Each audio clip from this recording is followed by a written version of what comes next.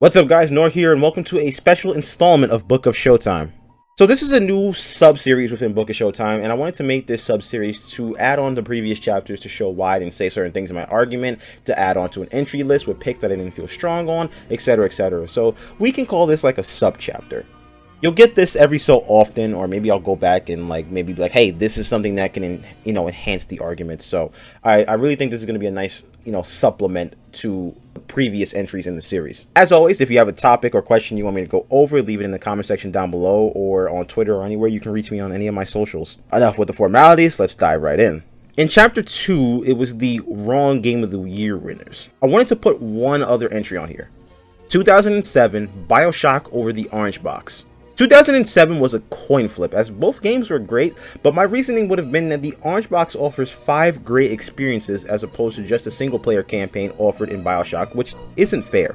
Now this isn't just a quantity over quality argument either. I do believe that all the games offered in the Orange Box are great games worthy of Game of the Year awards on their own. I do think BioShock is a sliver overrated, but it is indeed a very fine game in my opinion. It does deserve the respect, it does deserve the title of Game of the Year.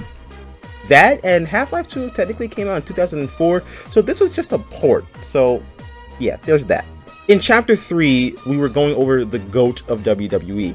If you recall, I clowned Hulk Hogan because, well, he's a terrible human being. He was always a bad person, even before the racist stuff came out. But let's say it didn't come out, and let's say I wanted to bring him into the discussion.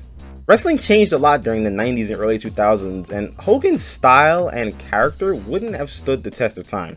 Not to mention, this was the GOAT of WWE debate, and I can honestly argue that he was a bigger impact star in WCW leading the NWO than he was in WWE. Now, he was very important to wrestling, he was very important to WWE's rise in popularity during the 90s, but he didn't have the longevity, and his ring work was pure charisma, no actual mat or striking skills.